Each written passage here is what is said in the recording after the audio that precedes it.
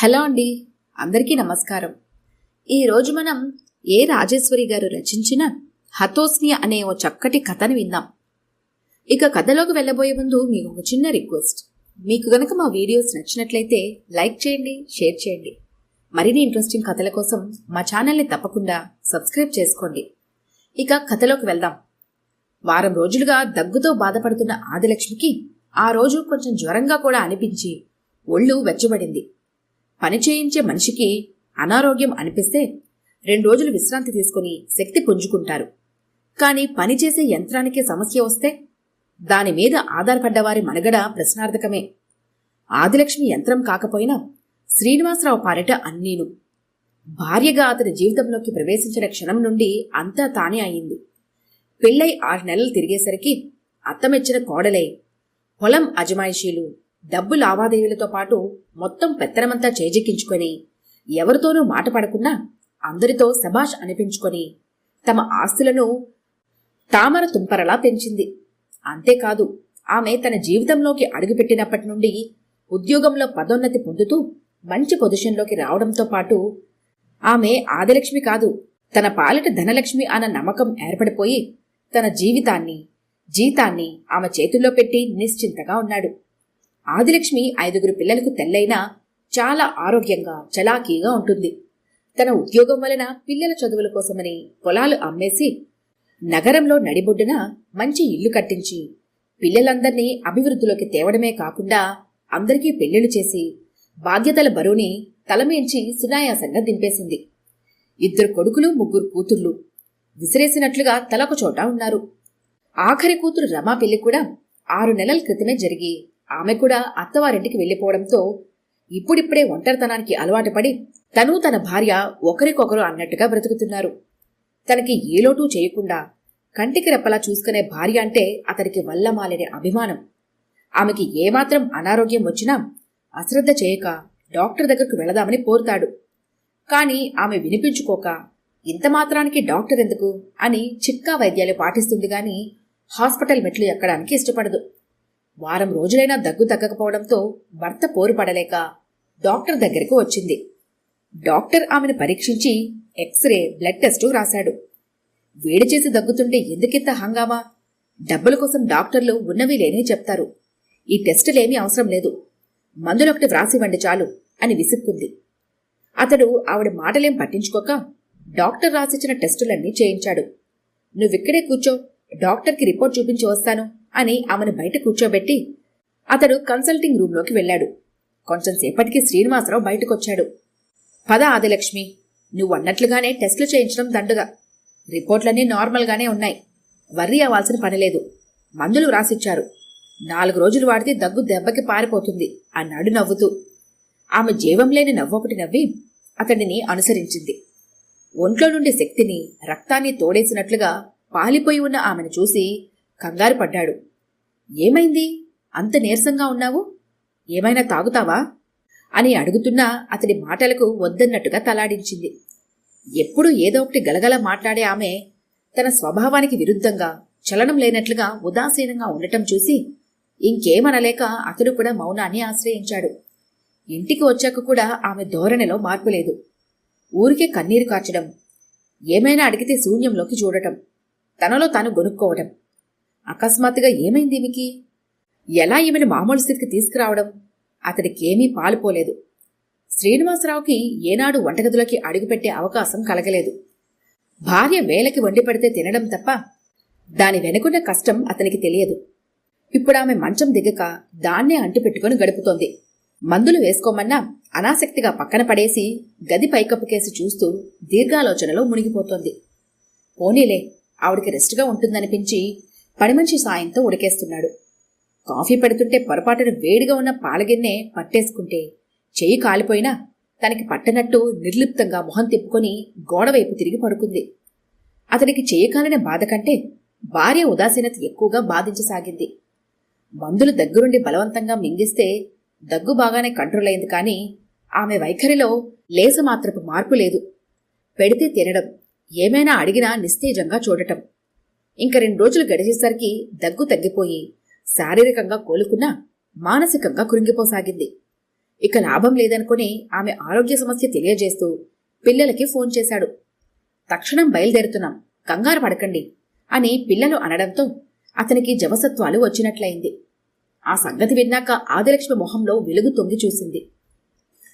ఓహో, పిల్లల మీద దిగులా? ఆ మాట చెప్పుంటే ఎప్పుడు రప్పించేవాణ్ణి కదా, ఇంతగా తనని బాధ పెట్టాలా అనుకుని తేలిగ్గా నిట్టూర్చాడు. ఆ మర్నాడే పిల్లలంతా దిగారు. తమను చూసి మౌనంగా కన్నీరు కారుస్తున్న తల్లి పరిస్థితికి తల్లడిల్లిపోయి బావురుమన్నారు. ఏమైందమ్మా, ఇలా అయిపోయావు? నీ ఆరోగ్యమేమిటి అంటున్న పిల్లల ప్రశ్నలకు జవాబివ్వకుండా శూన్యంలోకి చూడసాగింది. అమ్మను చూస్తుంటే మాకు ఆశ్చర్యంగా భయంగా ఉంది. అనారోగ్యం ఎరుగని మనిషి, ఏమైంది ఆవిడకు? డాక్టర్లు ఏమన్నారు? ఆవిడ గురించి ఇప్పుడా చెప్పడం మాకు? కొడుకులు తన మీద మాటల దాడి చేయడంతో శ్రీనివాసరావు కంట్లో పల్చటి కన్నీటి పొర అడ్డం పడింది. నిజం చెబుతున్నాన్రా, అమ్మకి దగ్గు, కొద్దిగా జ్వరం తప్ప ఎలాంటి అనారోగ్యం లేదు. ఆవిడ రాను పొమ్మంటున్నా బలవంతంగా డాక్టర్కి చూపించి అతడు వ్రాసిచ్చిన టెస్టులు చేయించితే అంతా నార్మల్, ఏమీ లేదని, ఎలర్జీ వల్ల దగ్గు వచ్చిందని, 4 రోజులు యాంటీబయాటిక్స్ వాడితే తగ్గిపోతుంది అన్నారు. అక్కడ ఆదిలక్ష్మి గదిలో ఆమె కూతుళ్ళు కోడళ్ళు ఆమె చుట్టూ చేరి ప్రశ్నలతో వేధిస్తున్నారు. మేము టెన్షన్ పడి అంత దూరం నుండి పరిగెత్తుకొచ్చాం. ఏమడిగినా మాట్లాడవేమిటి? ఏమీ చెప్పకపోతే ఈరోజు ఊరికెళ్ళిపోతాం అన్నారు బెదిరిస్తూ. ఆదిలక్ష్మి లేచి కూర్చొని తన నగల పెట్టె తెమ్మని, ఏదో కొన్ని నగలు తప్ప అందరికీ సమానంగా పంచేసి ఈ మిగిలిన నగలు నేను పోయాక సమానంగా తీసుకోండి అంది. తల్లి నగలు పంచేసి అప్పగింతలు పట్టడంతో అంతా గొల్లుమన్నారు. ఎప్పటికైనా వారికి చెప్పక తప్పదనుకున్న ఆమె తన మనసులోని మాటని, బాధని వారికి చెప్పుకుంది. సంగతి తెలియగానే చిన్న కూతురు రమ సుడిగాలిలా తండ్రి వద్దకు దూసుకొచ్చింది. అమ్మకింత తీవ్రమైన జబ్బు చేస్తే ట్రీట్మెంట్ ఇప్పించక అసలు విషయం మాతో చెప్పకుండా ఏమీ లేదంటూ మమ్మల్ని మభ్యపడతావా నాన్న అంటూ తనని నిందిస్తున్న కూతురు వైపు అయోమయంగా చూశాడు. అమ్మకి జబ్బా? ఏం జబ్బు అని అడుగుతున్న తండ్రి వైపు కోపంగా చూసింది. అమ్మకి క్యాన్సర్ ముదిరిపోయి అడ్వాన్స్ స్టేజ్లో ఉందని, ఆపరేషన్కి మందులకు లొంగదని, అయిన వాళ్ళందరికీ కబురు చేయమని డాక్టర్ నీతో చెబితేనే కదా సంగతి దాచిపెట్టి మమ్మల్ని అందరినీ పిలిపించావు. ఎంత మోసం చేశావు నాన్న? కూతురు తీవ్రమైన ఆరోపణలకు బిగుసుకుపోయాడు. ఎలాగో తేరుకొని, ఏమిటి, అమ్మకు క్యాన్సరా? ఎవరు చెప్పారు నీకు? ఇప్పటివరకు నాకు కూడా తెలియదు. అతడి గొంతు వణుకుతోంది. డాక్టర్ నీతో చెప్పడం అమ్మ చెవులారా వింది. కంటి తుడుపుకి 4 రోజుల్లో ఏవో మందులు వాడి ఏమీ లేదని దాటేస్తున్నావు. డాక్టర్ మీ అమ్మకు జబ్బు ఉందని నాతో చెప్పాడా?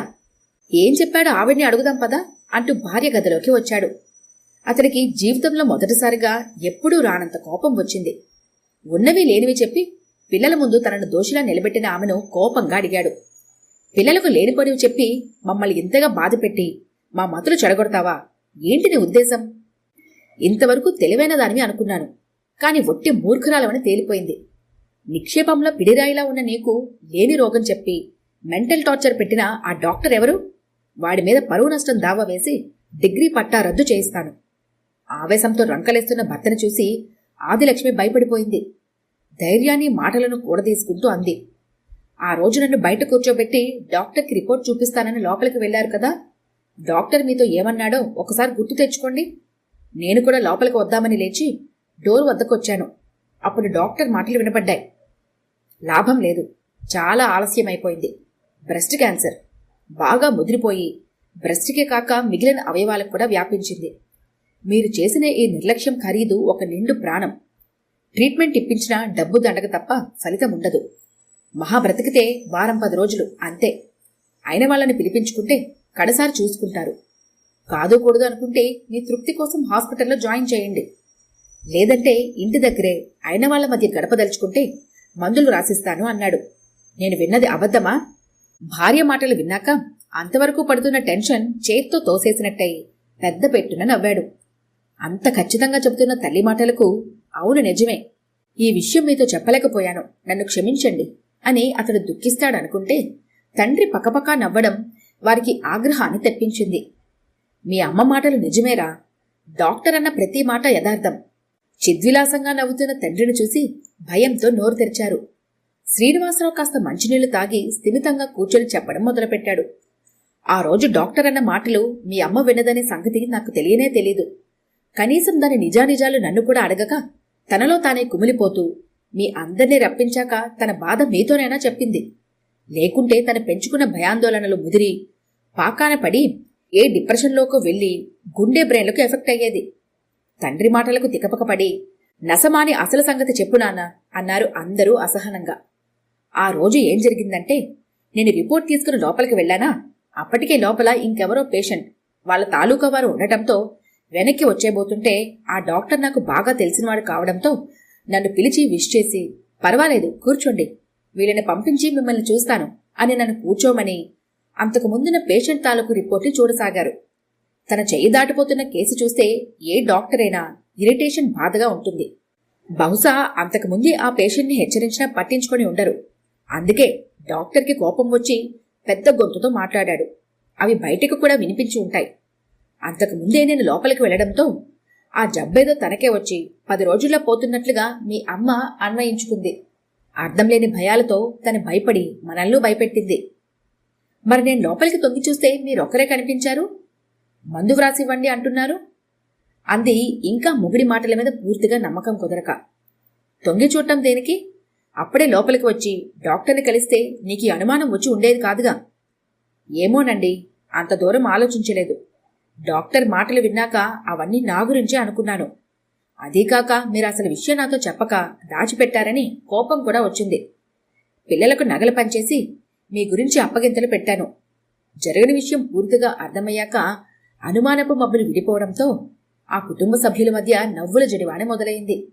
హతోస్మి, ఎంత పని జరిగింది! ఇప్పటికైనా ఆవిడ తన మనోవ్యధ బయటపెట్టింది కాబట్టి సరిపోయింది.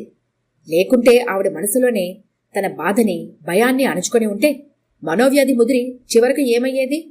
తనకి ఏ జబ్బు లేదని కేవలం అపోహ వలనే కృంగిపోయిందని రూఢి అయ్యాక ఆదిలక్ష్మి మంచం మీద నుండి లేచి వంటింట్లోకి జొరబడింది. ఈ వారం రోజులు సరైన తిండి తిప్పల్లేక నాతో పాటు మీరు పస్తులున్నారు. ఒత్తి పుణ్యానికి మిమ్మల్ని అందరినీ భయపెట్టాను. ఉండండి, మీ అందరికీ మంచి విందు భోజనం రెడీ చేస్తాను అంది హుషారుగా నవ్వుతూ. కూతుళ్ళు కోడలో జరిగిన దానికి పకపకా నవ్వుతూ వంటగదిలోకి ఆమెను అనుసరించారు. సరైన సమయంలో నిజం బయటపడి కథ సుఖాంతమైంది. అలా కాకుండా నిజంగా తనకి రోగముందని, అతి త్వరలో తను చెడిపోవడం ఖాయమని తెలిసిన బలహీన మనస్కులు ఏమైనా అఘాయిత్యం చేసుకున్నా, లేక భయం వలన హార్ట్ ఫెయిల్ అయినా ఆ పాపం ఎవరిది? అటువంటి అపోహకి కారణమైన డాక్టర్దా, లేక పేషెంట్ సమక్షంలో కాక విడిగా వెళ్లి కలిసిన రోగి బంధువుదా? డాక్టర్ బాబులు, ఒక్క విషయం ఆలోచించండి. ఒక కేసు గురించి సీరియస్గా చర్చిస్తున్నప్పుడు మీకు ఎంత బాగా పరిచయం ఉన్నా సరే వేరే రోగి తాలూకు వారిని లోపలకు అనుమతించక కాసేపు వెయిట్ చేయించండి. లేదా తరువాత జరిగే పొరపాటు గ్రహపాటుగా మారితే హతోస్మి అంటూ మీరే తలలు పట్టుకోవాల్సి వస్తుంది. ఈ కథ కనుక మీకు నచ్చినట్లయితే లైక్ చేయండి, షేర్ చేయండి. మరిన్ని ఇంట్రెస్టింగ్ కథల కోసం మా ఛానల్ని తప్పకుండా సబ్స్క్రైబ్ చేసుకోండి.